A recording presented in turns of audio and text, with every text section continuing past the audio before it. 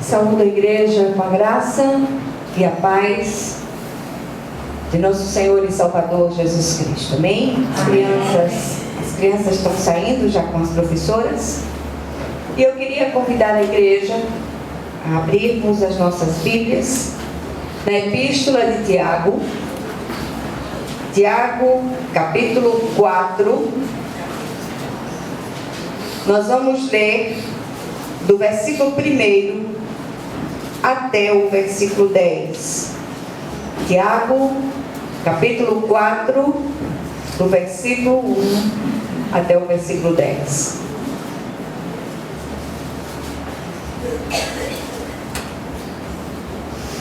Todos acharam?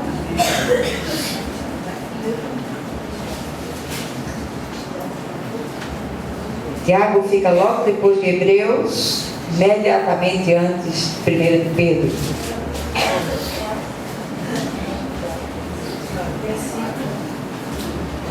Amém? Amém. Então diz assim a palavra do Senhor: de onde procedem guerras e contendas que há entre vós?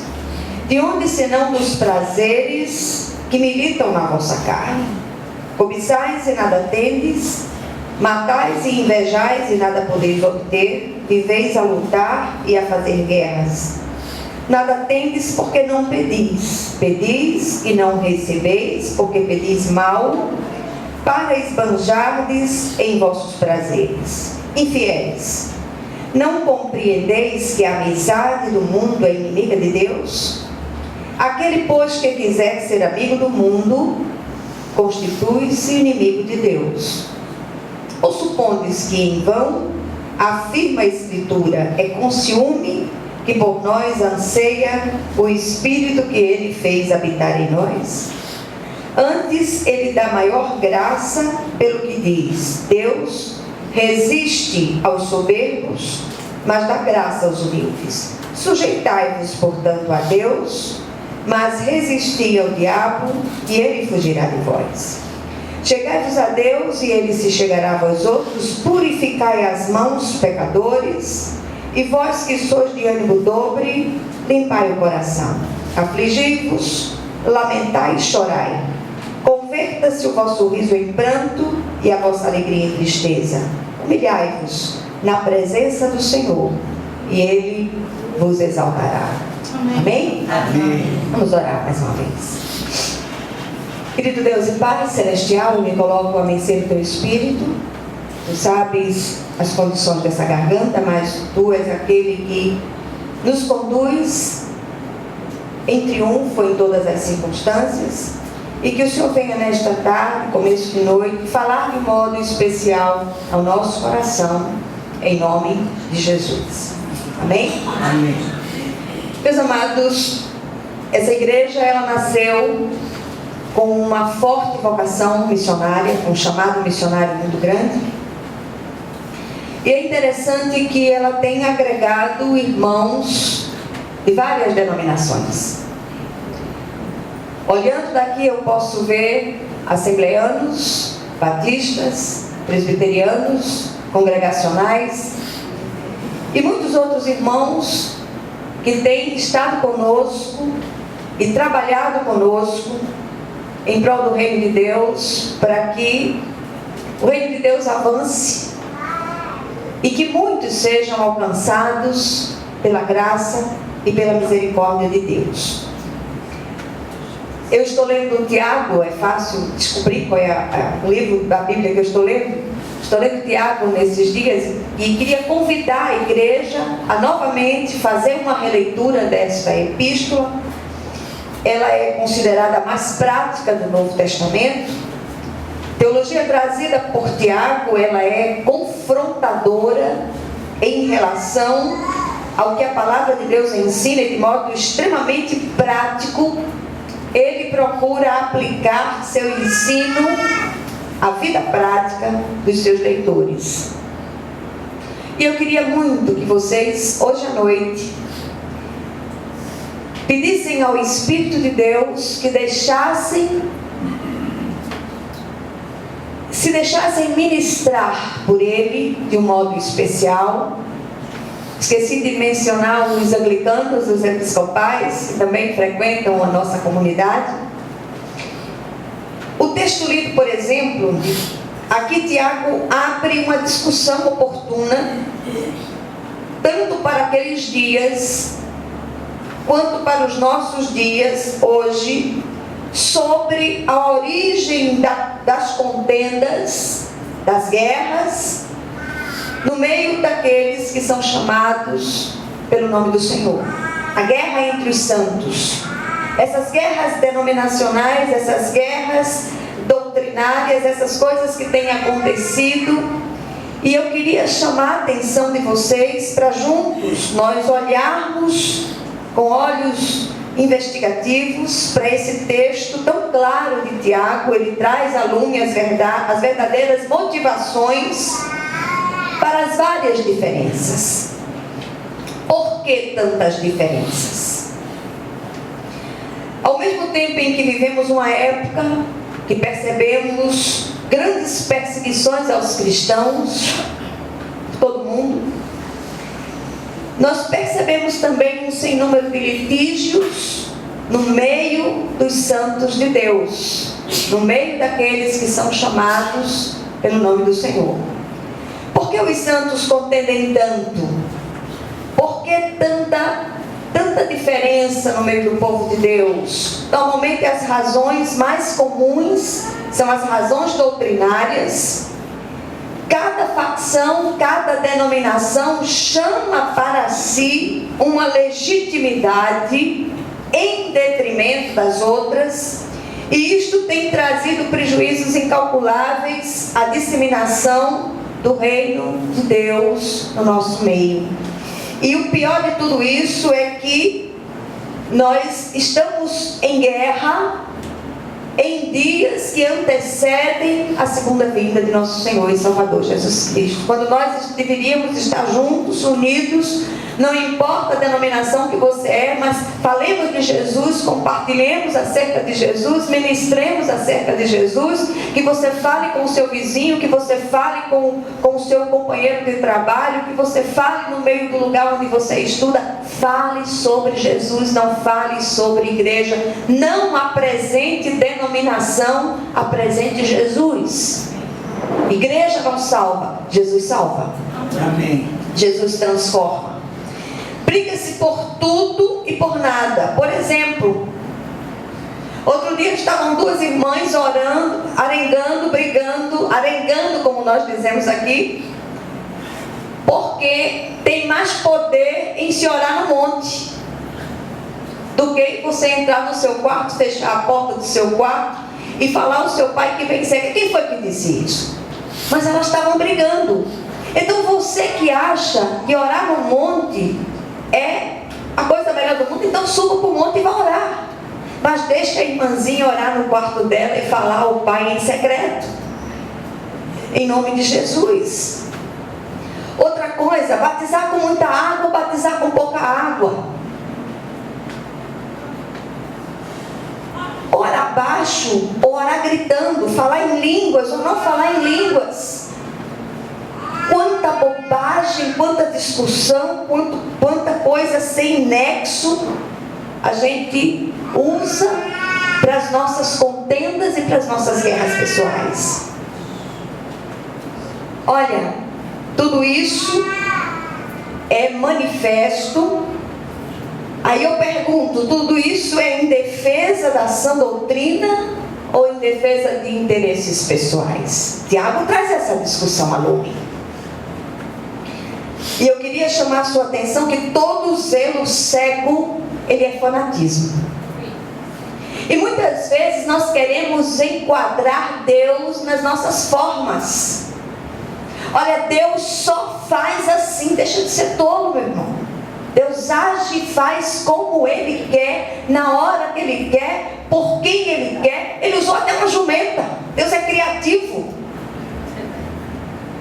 E Ele não se enquadra nas formas humanas. Não sejamos tolos nessas discussões tolas. Não é bom que as coisas sejam assim.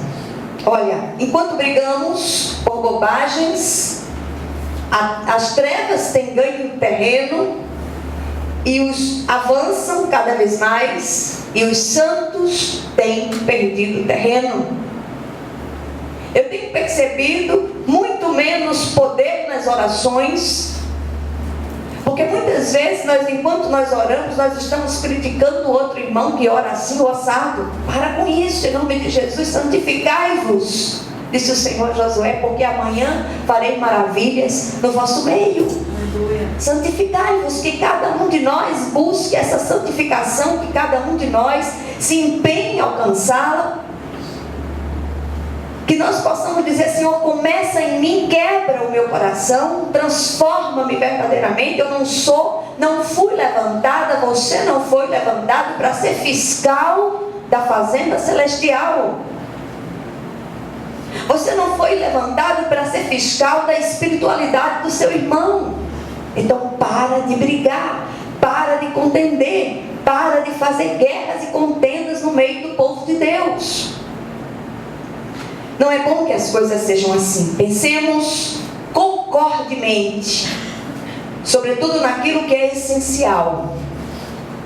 E tem um pensamento que eu gosto demais dele. Esse pensamento é de um amigo pessoal do reformador Lutero.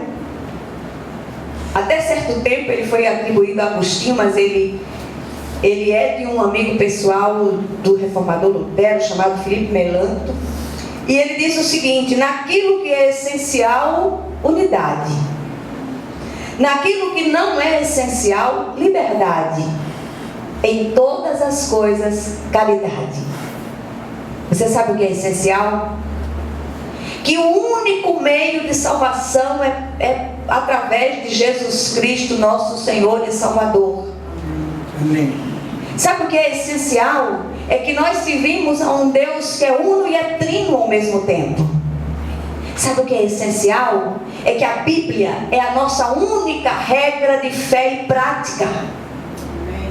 Você sabe o que é essencial? A igreja é o corpo vivo de Cristo sobre a terra. Essas coisas são essenciais. A forma de batizar não é essencial.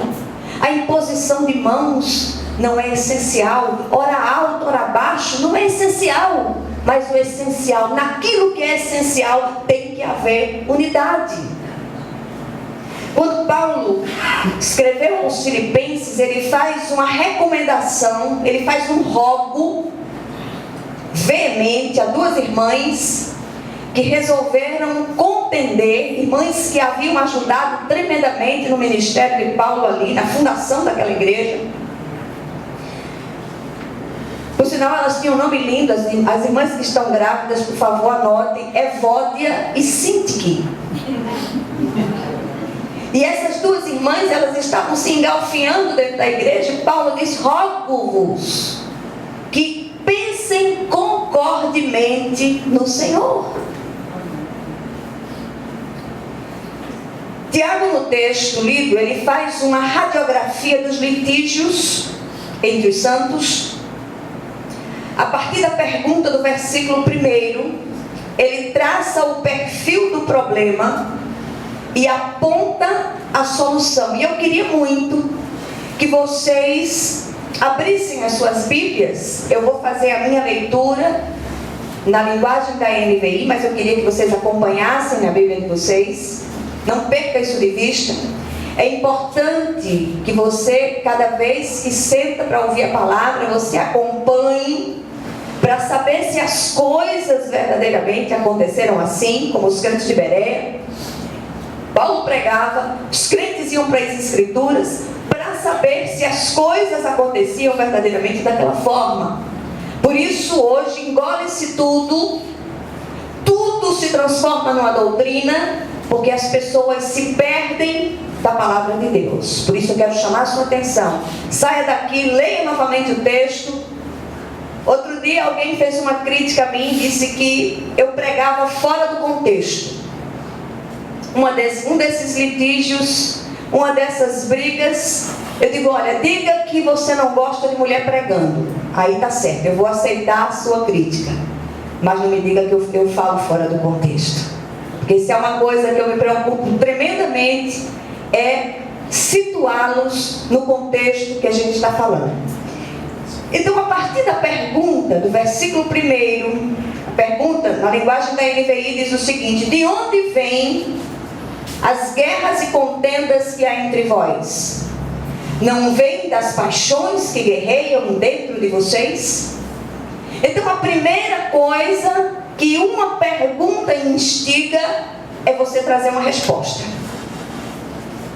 Qual a razão verdadeira das contendas, dos litígios, das brigas, das diferenças que há entre nós, enquanto servos de Deus? Que nós possamos parar e dizer: Senhor, é lícita essa minha crítica? É lícita essa minha postura contenciosa com relação a essa pessoa, a essa denominação, a essa igreja? Aí Tiago começa a mostrar o problema. Versículo 2 e 3. Aqui nós vemos que a cobiça e a inveja levam aos confrontos e a pedir mal em nossas orações. E o texto diz assim: vocês cobiçam coisas e não as têm, matam e invejam, mas não conseguem obter o que desejam. Vocês vivem a lutar e a fazer guerras. Não têm porque não pedem, e quando pedem, não recebem, pois pedem por motivos errados para gastarem seus prazeres. Qual a verdadeira motivação das nossas guerras pessoais, enquanto servos de Deus? Ah, mas aquela igreja faz assim, faz assado. Não é da sua conta, a igreja não é sua, a igreja é de Jesus. Por que aquele pastor pega daquele jeito? Essa semana eu vi uma coisa estranhíssima.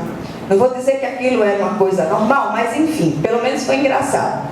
Meu genro, eu vejo essas coisas, mando para ele. Eu digo: olha, todo dia é dia de ter raiva, eu não quero ter raiva só, e você vai ter raiva comigo. E o pastor estava dançando em cima do púlpito, feito Michael Jackson. Ele disse: a senhora não tem o que fazer não, que mandou isso para mim. Eu digo: pois é, ele estava feito Michael Jackson. Deixa o bichinho dançar feito Michael Jackson. Ele está achando que tá bom, então deixa ele dançar feito Michael Jackson. O problema é dele, não é verdade? Então, eu não tenho nada a ver com isso. Eu não vou dançar feito Michael Jackson, certo? Mas o grande problema aqui que nós precisamos focar são as nossas motivações para essas encrencas pessoais. A minha crítica é lícita? Será que esse zelo mascarado de piedade, por trás dele, não existe uma inveja amargurada, não existe uma cobiça, não existe uma outra motivação que não é verdadeiramente a sã doutrina? Essa palavra é para crente. Aí eu queria recorrer ao apóstolo Pedro. 1 de Pedro, capítulo 2, versículo 11, Pedro diz assim: amados, insisto em que, como estrangeiros e peregrinos no mundo, vocês se abstenham dos desejos carnais que guerreiam contra a alma. Cuidado com os desejos carnais que guerreiam contra a nossa alma. Muitas vezes as iras desmedidas que nós temos, eu estava contando ao pastor Malta, eu assistia um trecho da mensagem do pastor Josué Gonçalves. Josué Gonçalves sempre prega voltado para as famílias, reconciliação de lares, enfim. E ele contava a história de um pastor que ia dirigindo a 180 quilômetros numa estrada de São Paulo e foi parado pelo guarda rodoviário. O guarda mandou ele parar. Aí quando o guarda parou, mandou que ele baixasse o vidro e ele disse: multe logo, porque eu estou com muita pressa. Muito zangado, o rosto muito tenso. E o guarda muito pacientemente disse a ele: deixa eu ver os documentos. Eu não já disse a você que você me multasse, que eu estou com muita pressa? Aí o guarda coçou a cabeça e disse assim: olha, há uns anos atrás, antes de eu me converter, eu era igualzinho o senhor. Aí ele disse, aí ele já foi se desarmando. Mas graças a Deus o Senhor Jesus entrou na minha vida e hoje eu consigo ter domínio próprio. Agora, nessa direção que o Senhor vai com tanta pressa, eu tenho notícia que tem uma igreja logo ali adiante.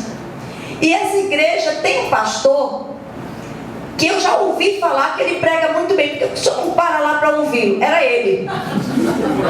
Ele estava falando com o próprio pastor, né? E ele dizendo: olha, não deixe o sol se pôr sobre a sua ira.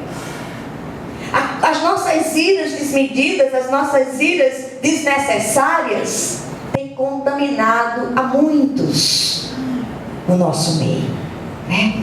Essas iras, muitas vezes, elas vêm como produto daquilo que está lá dentro, guerreando contra a nossa carne.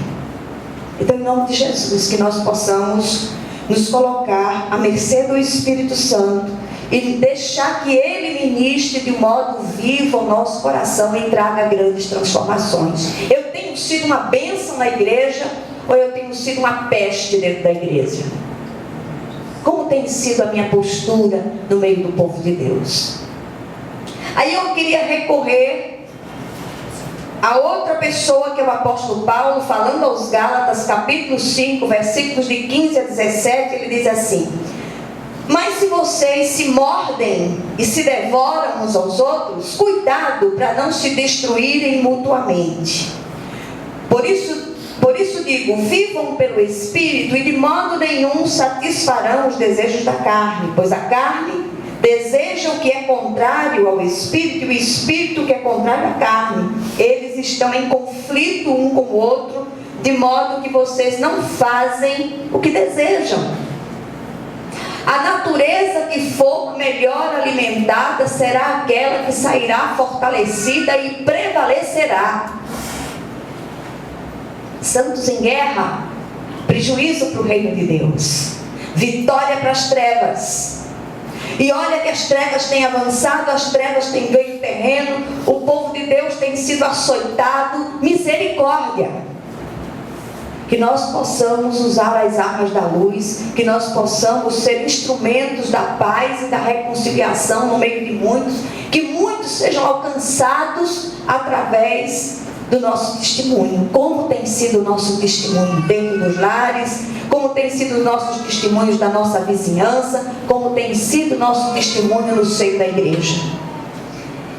Aí eu queria ouvir também, dessa vez, a oração do salmista, do Salmo 119, versículos 36 e 37. Ele diz o seguinte: inclina o meu coração para os teus estatutos e não para a ganância. Desvia os meus olhos das coisas inúteis, faz-me viver nos caminhos que traçaste. Oremos assim: Senhor, me ajuda. Me ajuda, Senhor, me ajuda a andar nos teus caminhos, me ajuda a fazer a tua vontade. Não permitas que eu envergonhe o teu evangelho, nem que entristeça o teu Espírito Santo. E quando eu trago essa palavra tem que me cortar primeiro, para depois cortar aqueles que me ouvem. Que o nome do Senhor ele seja glorificado em todo o tempo.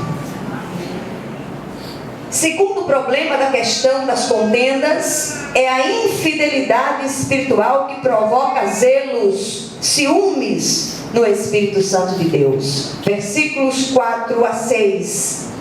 E o autor da Bíblia, na linguagem da NVI, ele é bem contundente, ele diz: adúlteros, vocês não sabem que a amizade com o mundo é inimizade com Deus? Quem quer ser amigo do mundo faz-se inimigo de Deus. Ou vocês acham que é sem razão que a Escritura diz que o Espírito que Ele fez habitar em nós tem fortes ciúmes? Mas Ele nos concede graça maior. Por isso diz a Escritura: Deus se opõe aos orgulhosos, mas concede graça aos humildes. Olha, que o Senhor Ele possa ministrar isso ao nosso coração. Eu sei que eu sou extremamente deficiente eficiente no transmitir a palavra de Deus, mas que o Senhor, na sua infinita graça e soberania e sabedoria, Ele possa transmitir essa palavra e que você possa dizer: Senhor, eu quero ser transformado em nome de Jesus. Amém. Eu não quero mais ser a mesma pessoa. Eu quero ser um instrumento da Tua paz, para a honra e glória do Teu santo nome, em nome de Jesus Cristo.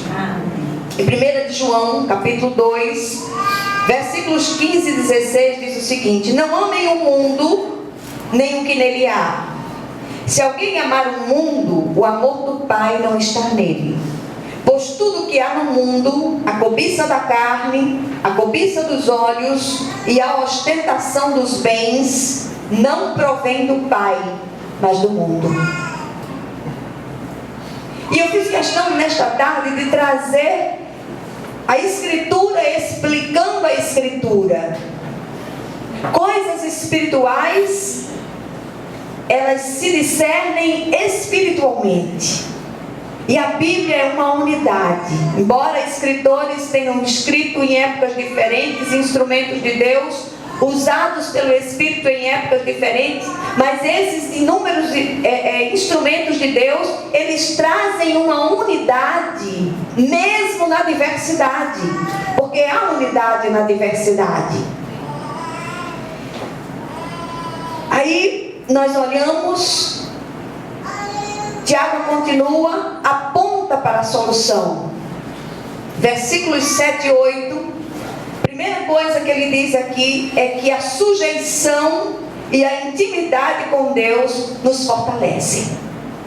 Mas em tempos de imediatismos, em tempos de coisas instantâneas, em tempos em que tudo é muito rápido, tudo passa muito rapidamente, as pessoas não querem investir tempo no relacionamento pessoal com Deus. E isso não muda.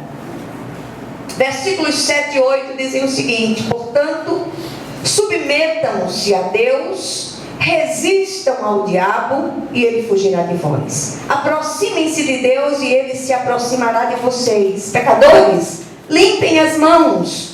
E vocês que têm a mente dividida, purifiquem o coração. Primeira proposta aqui: achegar-se a Deus.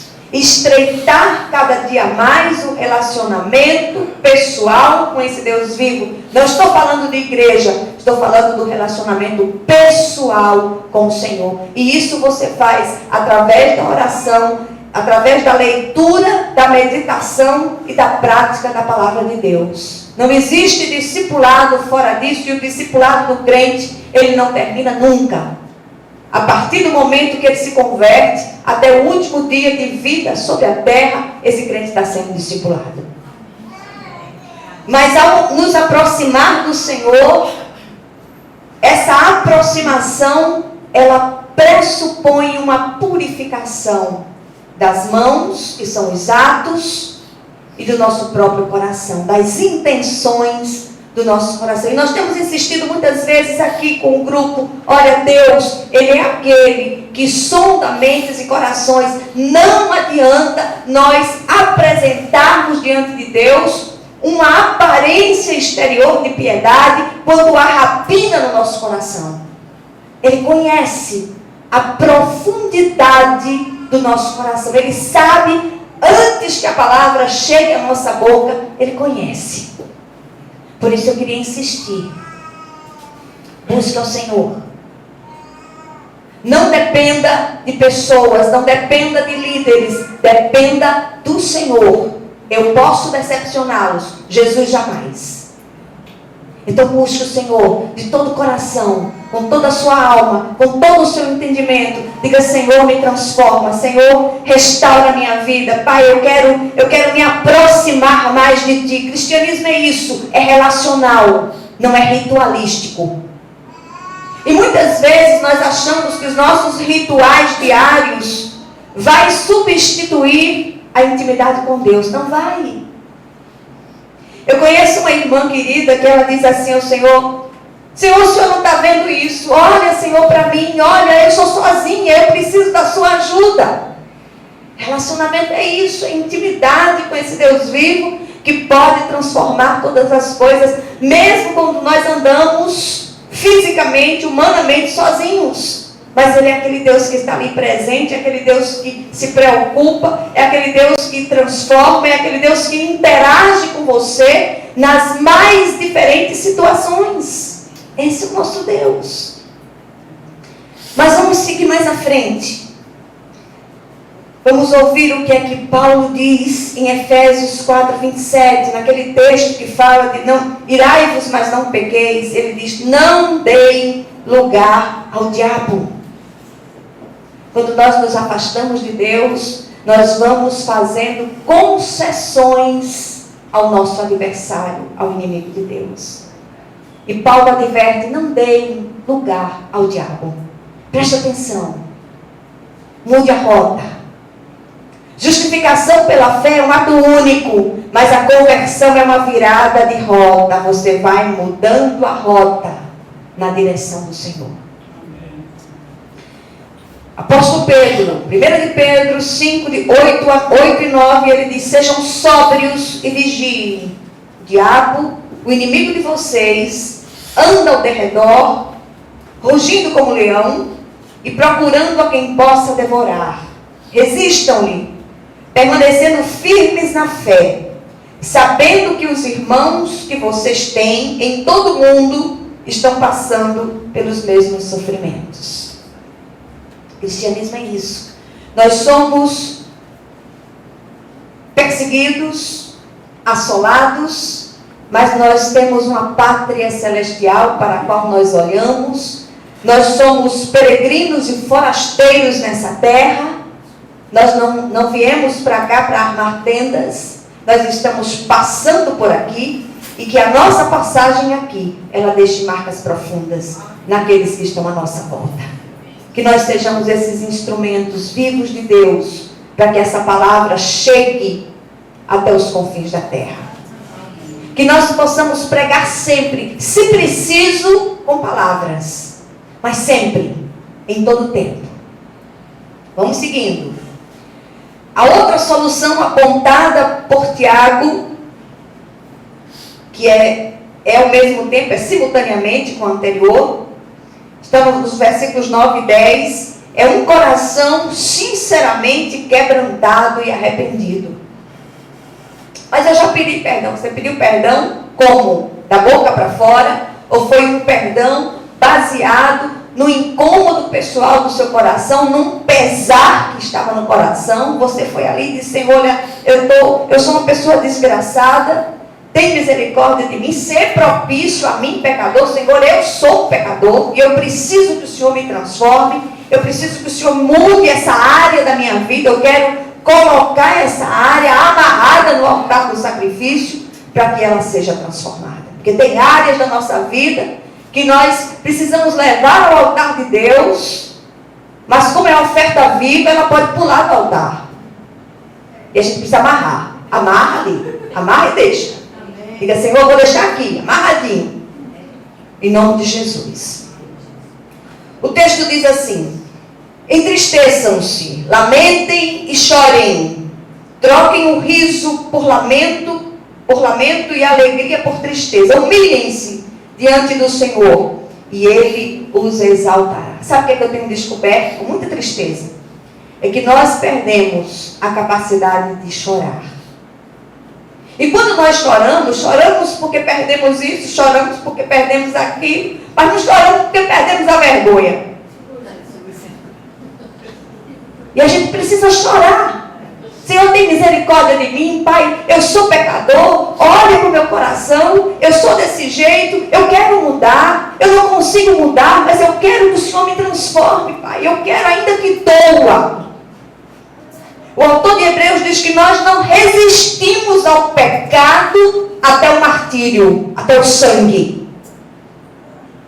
Ah, mas eu caí aqui. Caiu porque você não se refugiou em Deus. O Senhor nos deu, nos capacitou a resistir. Ah, mas o diabo fez eu fazer isso. Não, o diabo não fez você fazer isso. O seu carne estava doidinha para fazer. Ele só deu um empurrãozinho. Porque é desse jeito. E isso acontece com cada um de nós, porque cada um de nós, eu me incluo nisso, cada um de nós tem seus pontos de vulnerabilidade. Eu gosto quando o salmista diz assim: Senhor, põe um guarda à porta dos meus lábios. Olha só que coisa interessante. Põe um guarda à porta dos meus lábios. Eu estava aconselhando uma moça outro dia e ela disse assim: pastora, o senhor é tão educado. Eu queria que ele arrombasse a porta. Pois é, o senhor é educado. Ele diz: eis que estou à porta e bato. Se você entrar, ele vai abrir. E ele vai cear com você. Desejo de Deus é ter comunhão pessoal com você. Em nome de Jesus. Aí nós seguindo um pouco mais, nós encontramos o Senhor Jesus no Sermão do Monte, capítulo 5 de Mateus, versículo 4, ele diz: bem-aventurados os que choram, porque serão consolados. Olha, chorar na presença de Deus, pela consciência de pecado, você se levanta dali restaurado. Porque nada mais agrada ao Senhor do que a consciência nossa de que somos pecadores. E nós não somos pecadores simplesmente porque pecamos. Nós temos uma natureza pecaminosa. Nós nascemos com a natureza pecaminosa. Mas quando nós vamos à presença de Deus, nós nos levantamos restaurados para a glória e honra do nome dEle. Amém. Seguindo um pouco mais, segundo os Coríntios 7, versículo 9, nós encontramos o apóstolo Paulo dizendo o seguinte: a tristeza, segundo Deus, produz um arrependimento que leva à salvação, e não remorso. Mas a tristeza, segundo o mundo, produz morte. A tristeza, segundo Deus, ela produz vida, restauração, renovo. Você não se levanta do mesmo jeito. Você se levanta novo. Você se levanta restaurado para a glória de Deus. Seguindo um pouco mais, encontramos o apóstolo Pedro, capítulo 5, versículo 6 da primeira epístola, dizendo: portanto, humilhem-se debaixo da poderosa mão de Deus, para que Ele os exalte no tempo devido. Humilhai-vos ante a poderosa mão de Deus, para que Ele, em tempo oportuno, vos exalte. Cara no pó, clamou ao Senhor: Deus, olha isso que eu sou, tem misericórdia de mim. Eu gosto demais daquela oração daquele publicano do capítulo 18 de Lucas. Ele nem ousava levantar os olhos, enquanto o fariseu batia no peito e se jactava de ser um grande religioso. O publicano dizia: Senhor, sê propício a mim, pecador. E Jesus disse que aquele saiu justificado, não o outro. O que nós aprendemos aqui? Primeira coisa, as guerras e contendas entre irmãos nascem das inclinações malignas da carne. Precisamos checar as nossas motivações para esses litígios. Muitas vezes, aquilo que vem mascarado de piedade esconde interesses pessoais escusos. Segundo lugar, cuidado com a ambição e a inveja. O próprio Tiago diz, no capítulo 3, versículo 16, ele diz: pois onde há inveja e ambição egoísta, aí há confusão e toda espécie de males. Nós somos observados por homens e por anjos. Por anjos eleitos e por anjos caídos. E tem um time de anjos caídos, uma torcida contra, doidinha que você tropece, que você não tem noção. Terceiro lugar, cuidado com a infidelidade espiritual. Aquele que se volta para o mundo desagrada o Senhor. O Espírito Santo tem zelo por nós. Atentemos para isto. Quarto lugar, sujeitemo-nos ao Senhor e busquemos a intimidade com Ele. Só assim poderemos resistir ao diabo e suas artimanhas. Em quinto lugar, confessemos o nosso pecado e nos arrependamos sinceramente, abandonemos as velhas práticas e seremos acolhidos por Deus. E em último lugar, deixemos de lado as diferenças, façamos a obra de Deus enquanto é dia, a noite vem, quando não poderemos trabalhar. Que o Senhor, Ele fale de um modo especial ao nosso coração, e naquilo que eu sou extremamente deficiente, o Espírito complete essa palavra do seu coração, em nome de Jesus. Amém?